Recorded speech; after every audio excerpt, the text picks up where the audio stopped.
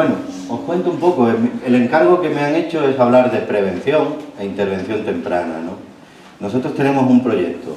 Es un proyecto ambicioso y que, bueno, con muchas dificultades va andando, ¿no? Os voy a contar una parte de él, pero bueno, también os voy a contar otras cosas que tienen que ver con la prevención y con la intervención temprana. Lo primero que quiero haceros reflexionar es que con los métodos actuales que tenemos realmente estamos todavía esperando realmente que los niños fracasen para empezar a trabajar con ellos.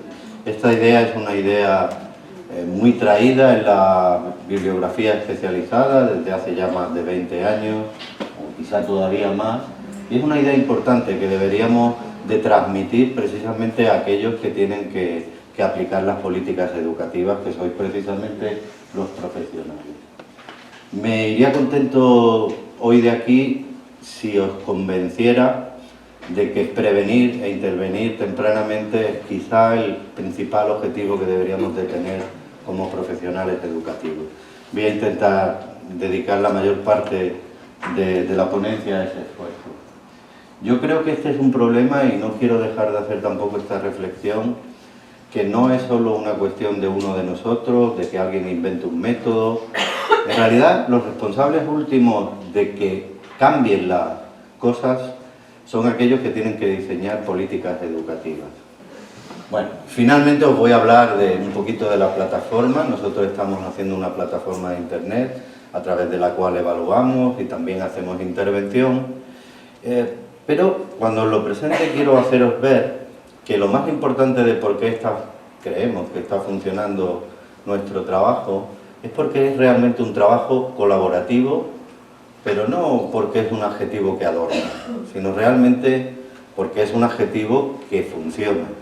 Quienes están haciendo el trabajo duro son profesionales como vosotras, como vosotros, en las escuelas, quienes han construido los instrumentos, sobre todo de intervención, no tanto lo de evaluación, evidentemente son ellas, y quienes realmente han encontrado la forma de implementarlo como un programa en el aula real que funciona y que hace que funcionen los niños, son las profesionales educativas, las maestras, los maestros, las logopedas. La última vez que me encontré al profesor Emilio Sánchez, hice una reflexión que nunca me olvidaré, porque a mí me dio luz sobre realmente a qué tipo de problemas nos estamos encontrando. Y la pongo hoy aquí también. El profesor Emilio Sánchez decía que nunca una sociedad se había planteado que todos los ciudadanos, todas las personas de esa sociedad, tuvieran que aprender una habilidad bastante compleja, como nos han estado ilustrando anteriormente, muy compleja, y la tuvieran que aprender además realmente con un alto grado de pericia. Este es un reto que, como él reflexionaba, no se lo había planteado nunca a una sociedad. Y realmente ese es el reto que tenemos con la lectura. Realmente la naturaleza del problema al que nos enfrentamos es algo que debemos de tener siempre en la cabeza, ¿no? Realmente nos encontramos con una cola, con unos niños sencillamente que en cualquier otra habilidad pueden ser brillantes, pero en alguna concreta, y justamente en esta, que la lectura señala de manera tan crucial e incluso tan estresante después para ellos, pues esta es la que tienen ellos mal, ¿no? Y bueno, esta podría ser una reflexión muy importante a la hora de prevenir. Siempre que pensemos en prevención y que pensemos en programas de intervención, nos debemos hacer unas cuantas preguntas que guíen, ¿no? ¿Sobre qué vamos a intervenir? ¿Verdad? Y para eso no hay más respuesta que estudiar. Hay que conocer en profundidad las representaciones y procesos que realmente producen lo que llamamos el desarrollo normal, y eso tiene que formar parte también de vuestro estudio y formación, porque si no, realmente no sabemos qué es lo que tenemos que cambiar, ¿verdad? También tenemos que preguntarnos cómo hacerlo, cómo podemos transferir el conocimiento, y también a quién se lo dirigimos, a quién le debemos dirigir las cosas, ¿no? Bueno, la prevención, como las vacunas, pues a lo mejor hay que dirigírsela a toda la población. Ya hay modelos así, por ejemplo en los Estados Unidos, tienen 20 años aproximadamente ya de experiencia, los hay en otros países con otros formatos, y bueno, tienen no los resultados óptimos que todos desearíamos, pero desde luego mucho mejor que los que no aplican nada. Bueno, ¿qué es esperar al fracaso? Esta fue una idea que aparece criticando principalmente la forma en que se hacía el diagnóstico, no sé si se sigue haciendo, en el informe del MEC que antes citaban de 2012, dice que es la forma que se hace en España.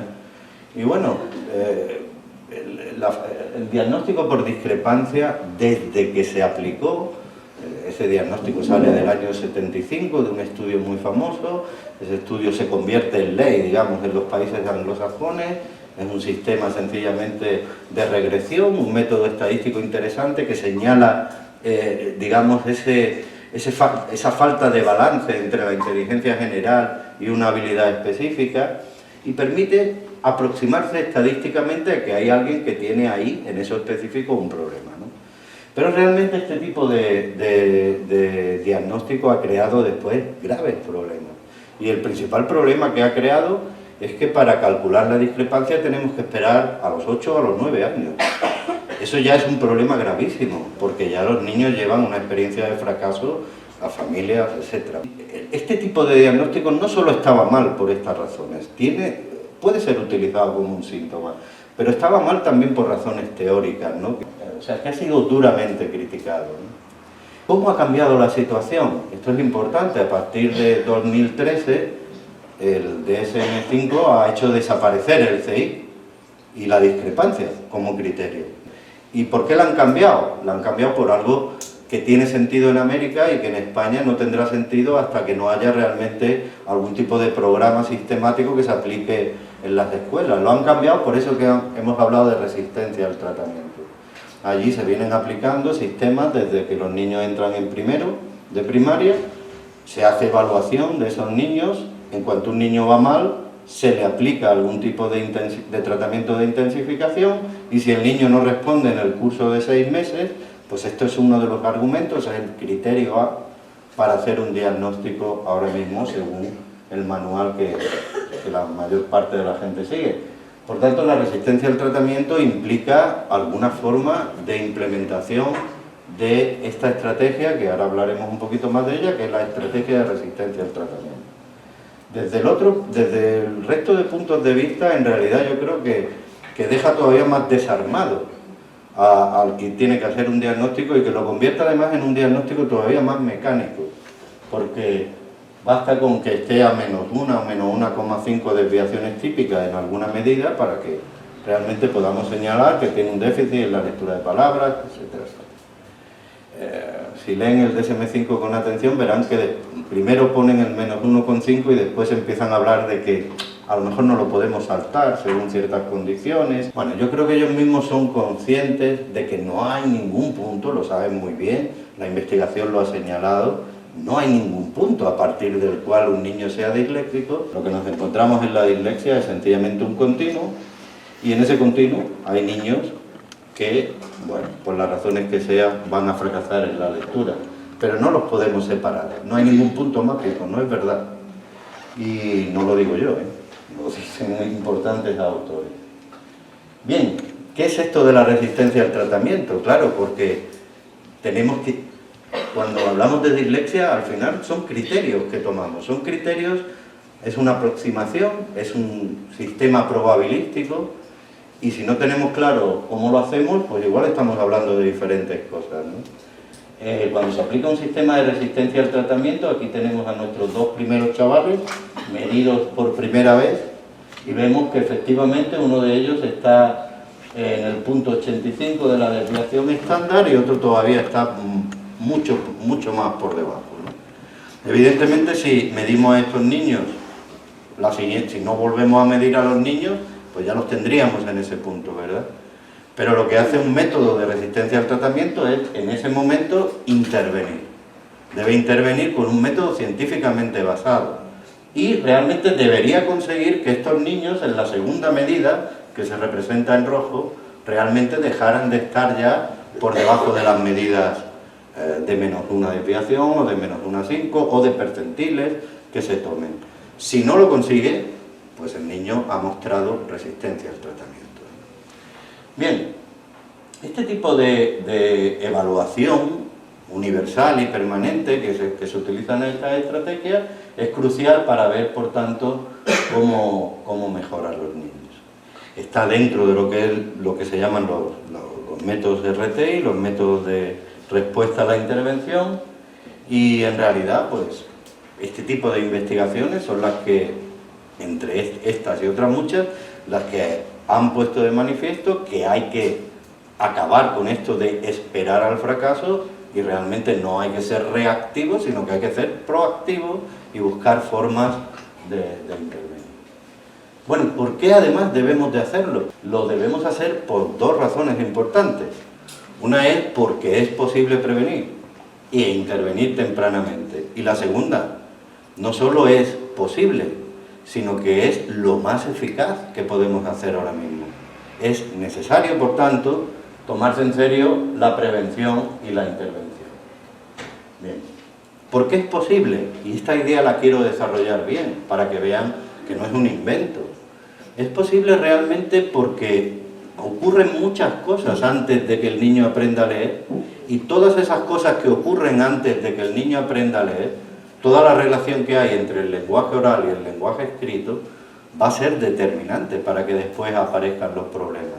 Por tanto, evidentemente, ese campo prelector, que a veces está tan fuera de lo que es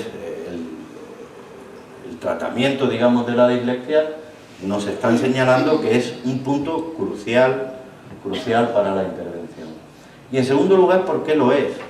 Porque hay amplia evidencia de que la prevención y la intervención temprana son, con diferencia, las medidas más eficaces para paliar la aparición de dificultades de aprendizaje. Con diferencia quiere decir que llegan a paliar hasta un 70% de estas dificultades. Y claro, ya es una cifra importante. ¿Por qué además las debemos poner en marcha? El profesor Emilio Sánchez nos ha contado que en el dominio de las estructuras retóricas hay un momento donde ese conocimiento va avanzando y se produce una convergencia realmente entre lo que un lector, digamos, normal, hace con ayudas, oralmente o por escrito. Es como si el lenguaje escrito se hubiera oralizado. Realmente existen estudios que apoyan esta idea, aunque no están hechos con estructuras retóricas, sí con lo que son los mecanismos básicos, digamos, de la lectura de palabras. Y en esos estudios, ¿qué es lo que se muestra? Que los lectores que mejor leen tienen una convergencia de activación cuando, por ejemplo, presentamos estímulos bien visuales o bien auditivos. Les da igual. Es como si de repente las letras y los sonidos se hubieran convertido en una sola red, y da igual que usted presente letras que presente sonidos, que la reacción del cerebro es convergente, se activan las mismas áreas. ¿Qué se observa en los niños que se retrasan? Lo que se observa es falta de convergencia. Lo que se observa es que realmente su lenguaje oral sigue estando muy distante de su lenguaje escrito. No convergen. Hay un índice de convergencia, se puede calcular, y se puede ver cómo correlaciona realmente con el avance lector del sujeto. Bien, ese es el objetivo, por tanto, los programas de intervención que hagamos, de prevención, del tipo que sea, tienen realmente que hacer lo que antes se ha mencionado, llevar a esa convergencia, construir esa convergencia. ¿Por qué además se necesita eso? Porque realmente este problema es un trastorno evolutivo, o sea, es que va a durar toda la vida. Es que aunque se compense, como nos han contado antes, aunque haya compensaciones, el problema sigue ahí. El problema sigue, y sigue cuando la persona se tiene que presentar al carnet de conducir, y sigue cuando se tiene que presentar a una oposición de jardinero en un ayuntamiento. Sigue ahí el problema y sigue causando problemas. Y por tanto necesitamos un plan realmente para que estas personas reciban en cada momento lo mejor del conocimiento científico. Eso sería lo ideal, pero no ocurre, pero sería lo ideal. Bueno, nosotros, no sé cómo, se nos fue ocurriendo una cosa detrás de otra, alguna de ellas en contacto con algún método de esto que se ha citado antes, que todo esto se podría hacer utilizando una plataforma sirviendo evaluación, sirviendo intervención, recogiendo los datos y bueno, y esto es lo que estamos haciendo realmente. ¿Qué podemos decir de los primeros años, los 3 primeros años, la prelectura, 3, 4, 5 años, después la lectura? Vamos a ver ese modelo preventivo, ¿de acuerdo? Y sobre todo lo primero que quiero mostrarles es cuáles son los fundamentos, por qué debemos prevenir y cómo debemos hacerlo, cuáles son los fundamentos primero, por qué es posible prevenir la dislexia. Idea fundamental, claro, esto es lo que sabemos, es la idea básica que se viene contando, la contó el profesor Fernando Cuetos. La dislexia está causada por un déficit fonológico, se supone que general o central, que afecta a la conciencia fonológica, que afecta al nombrado rápido, que afecta a la memoria y que provoca además un problema en el aprendizaje, y no solo en el aprendizaje, sino en la generalización y en la automatización de la lectura de palabras. Bien, esta es, digamos, la primera hipótesis que hubo, pero tan pronto como hubo esta hipótesis, alguien empezó a preguntarse de dónde venían estos problemas de conciencia fonológica, ¿verdad?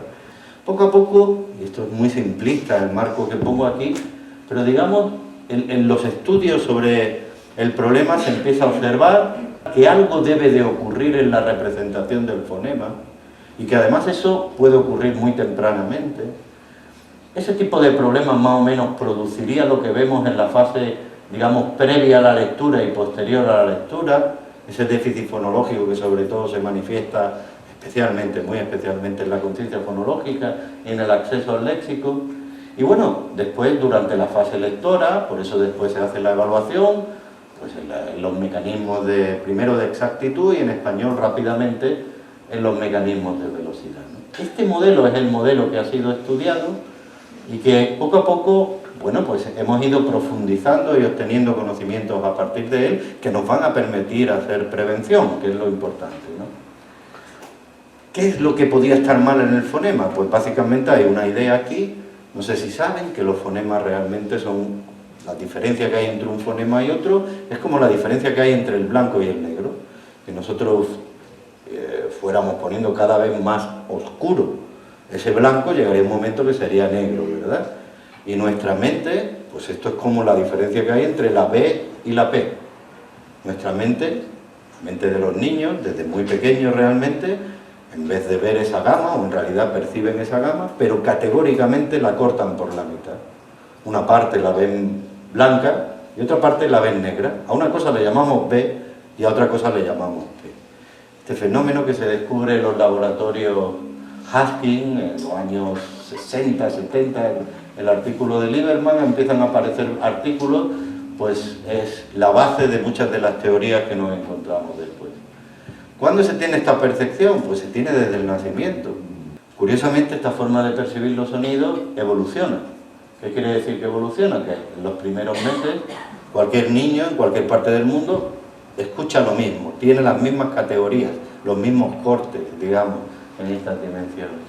Pero cuando los vemos 6 meses después, 7, 8 meses después, es como si sus oídos, su capacidad perceptiva se hubiera especializado en su lengua y ahí se ha producido un salto que pasa de lo universal a lo propio de cada lengua.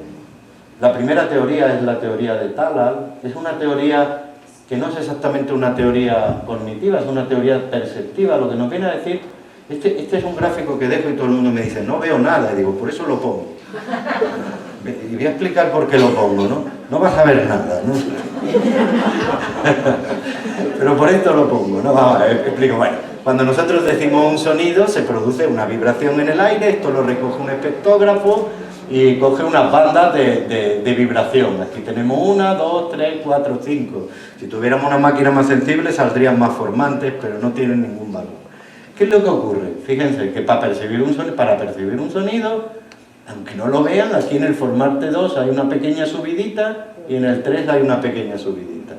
En los 35 primeros milisegundos, en el da, hay una bajadita y aquí hay una bajadita. O sea que uno va para arribita en nada más y nada menos que 35 milisegundos y entonces su cerebro decide, he escuchado un va.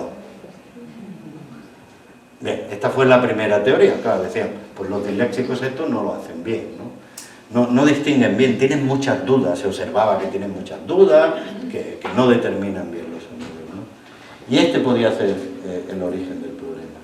Algunas teorías después yo creo que eran más interesantes, porque conectaban con este proceso evolutivo. Aquí lo importante es ver cómo es el proceso evolutivo, porque nos podemos adelantar y hacer algunas cosas, ¿verdad? Y porque nos explican cómo se está construyendo el déficit, sobre todo, ¿no? Bueno, el déficit se podría construir de esta manera.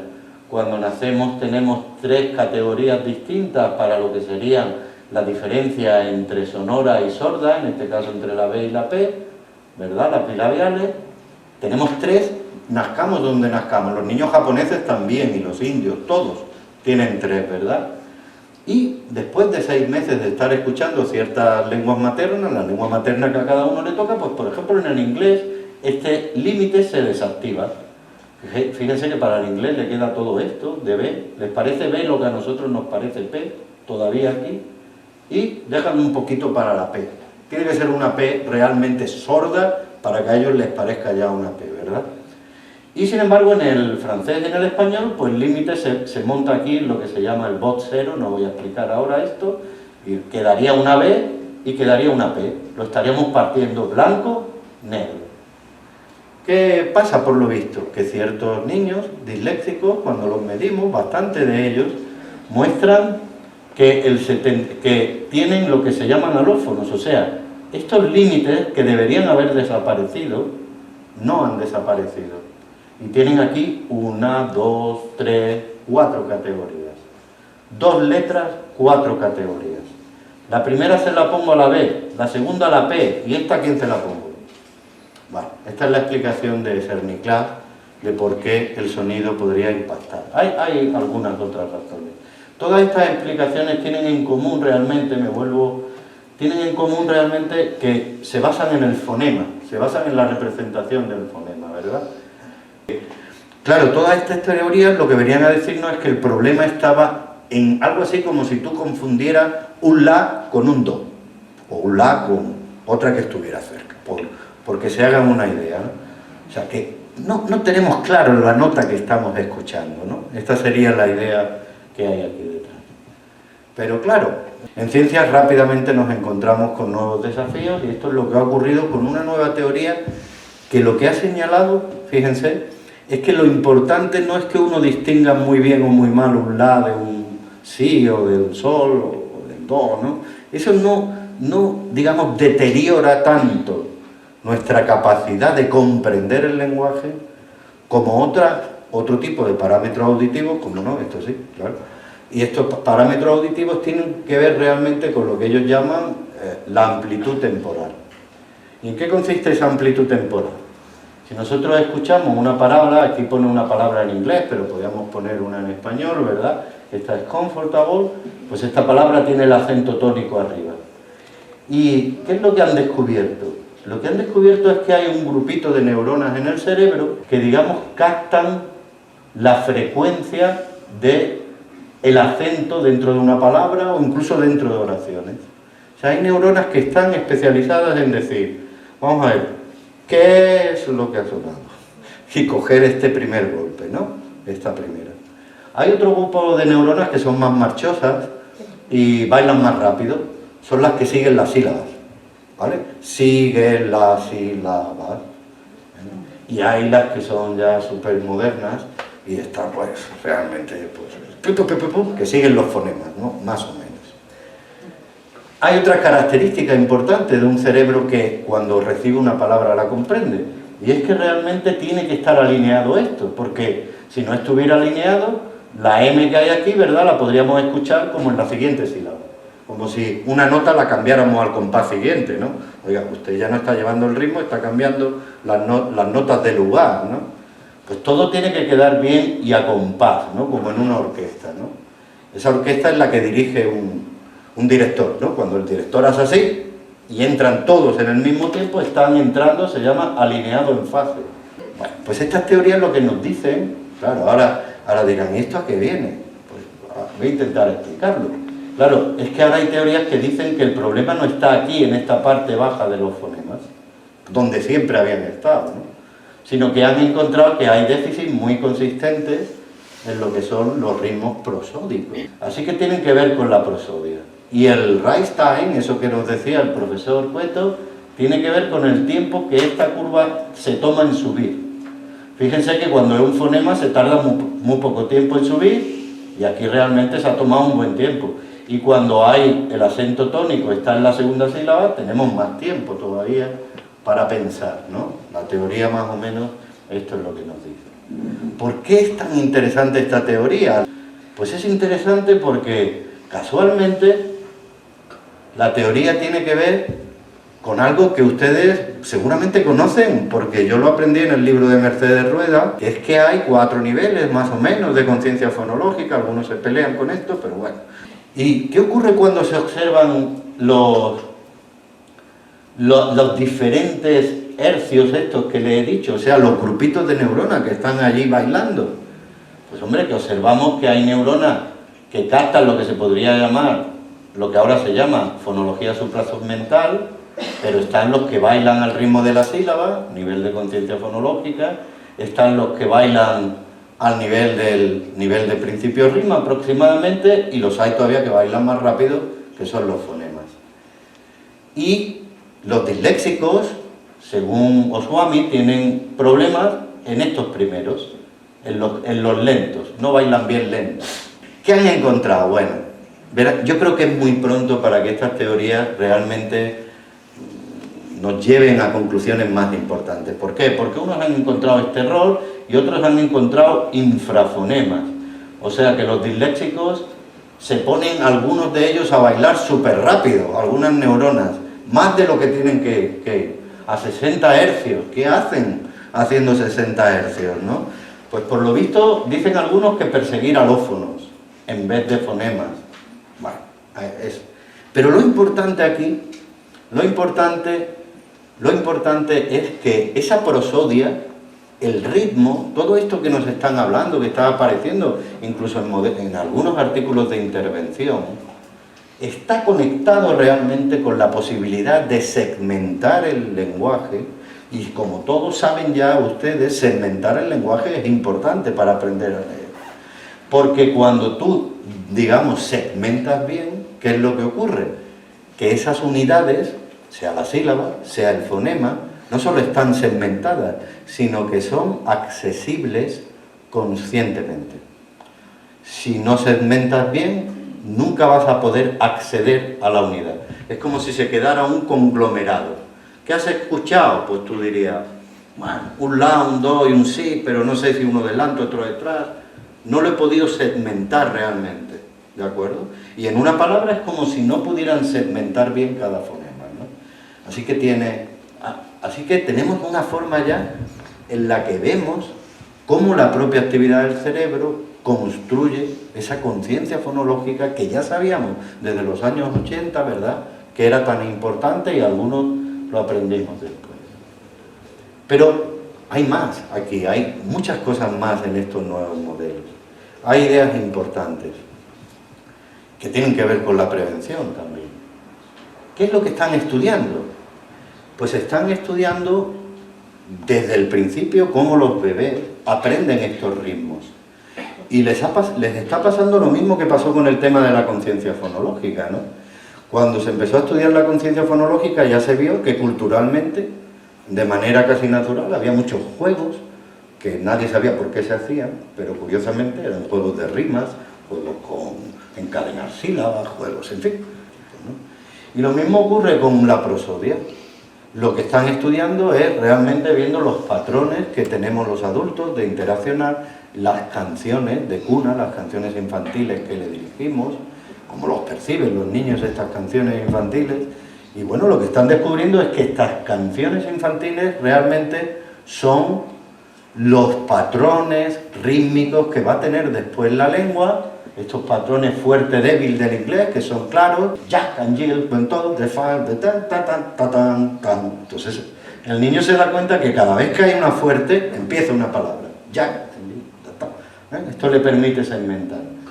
Bueno, así que eso que hacíamos de la conciencia fonológica estaba perfecto, sigan haciéndolo.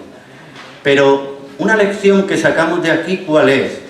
Tenemos una visión del desarrollo del lenguaje un poco componencial, como si un componente no estuviera construyendo al otro. Este es un ejemplo claro de que esa prosodia y precisamente la construcción correcta de la prosodia desde lo que son estos niveles más lentos, bien alineada con los otros niveles, va a permitir el desarrollo de la conciencia fonológica. No solo ocurre con este componente, ocurre con el vocabulario. Claro, cuando todos pensamos en el vocabulario, pensamos en que debemos trabajar el vocabulario para que el niño comprenda. Esta es la primera idea. Cuando todo el mundo estaba empeñado en la hipótesis fonológica únicamente, hubo una señora que a mí me cae muy bien, que se llama Scarborough, Holly Scarborough, que hizo lo que nadie hacía. Se puso a medir a los niños desde los 30 meses, creo que era, hasta que aprendían a leer, 7, 8 y 9 años. Un estudio longitudinal. Y Scarborough encontró parte de lo que se esperaba.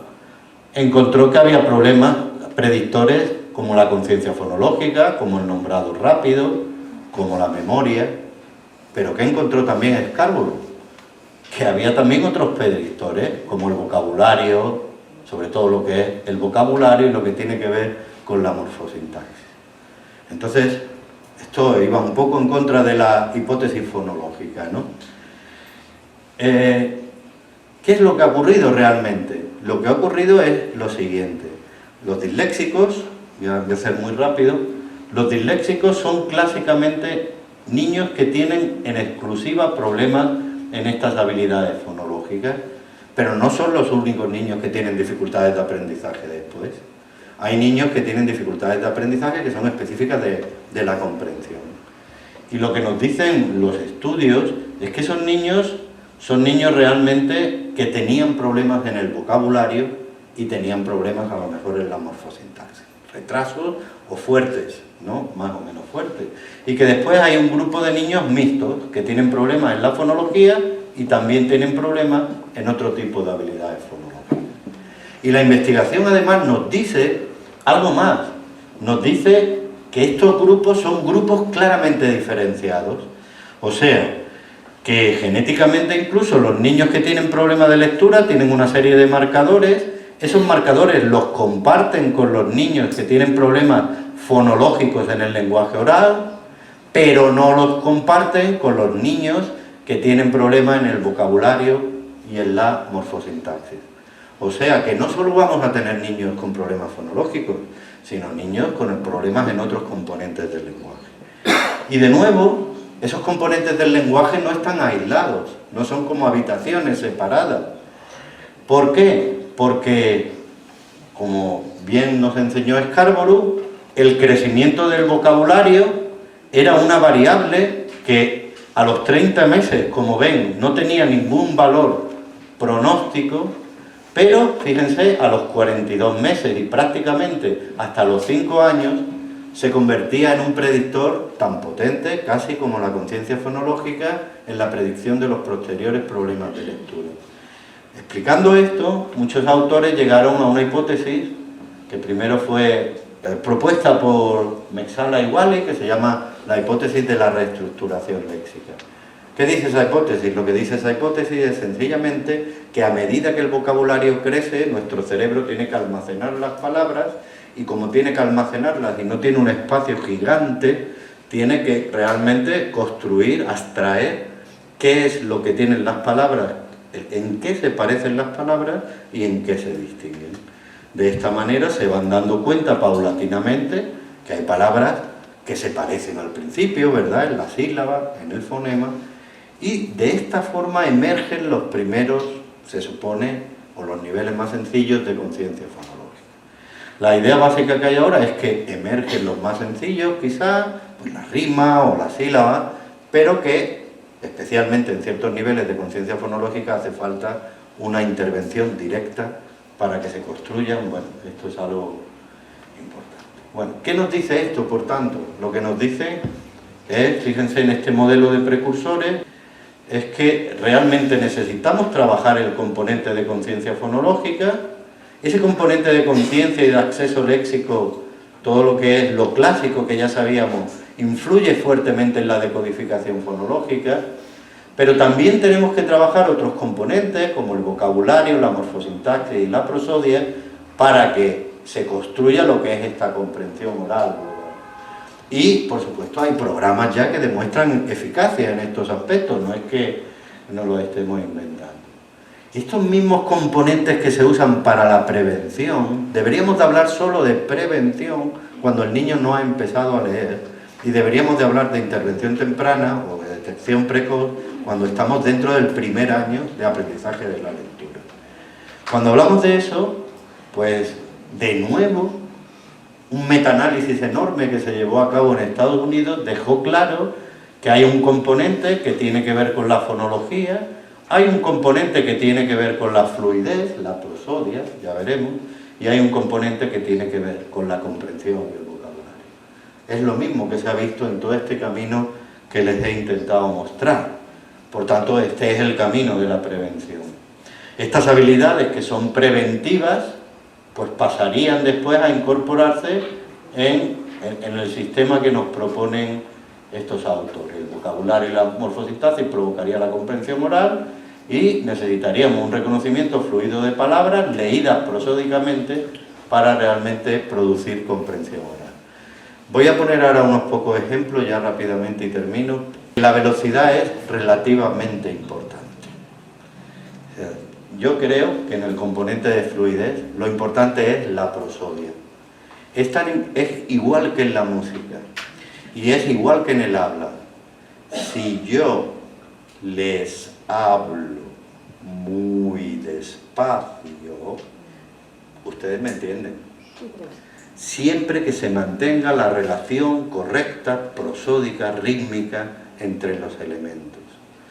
¿Y la prosodia con qué tiene que ver? Tiene que ver con que segmenta el habla en unidades que van un poquito, a veces más que la palabra. Nos dice, la mesa que estaba en el otro despacho, y es en el otro despacho como hay que entenderlo, como si fuera una sola palabra, así segmentamos prosódicamente el habla. Cuando esa información segmentada correctamente en los sintagmas, en las proposiciones, llega al cerebro del disléxico, el disléxico entiende. Cuando no llega bien segmentada prosódicamente, aunque llegue muy rápido, no entiende nada y ya está, ¿de acuerdo?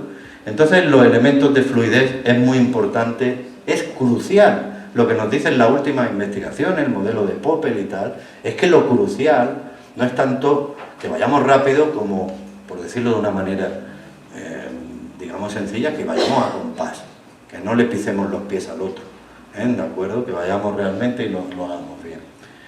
Bueno, nosotros por supuesto les voy a hablar un poco del programa. Aplicamos el programa pues siguiendo a la maestra Rueda y por supuesto cogemos los niveles de conciencia fonológica que yo aprendí en el libro, estudien el libro de 1995, La lectura a mano, que es bueno, es muy bueno el libro. Bueno, es verdad, yo lo sigo usando. El programa, lo poquito que les voy a presentar, no lo he hecho yo. Quiero decirles esto, es importante. Lo han hecho las logopedas y las maestras.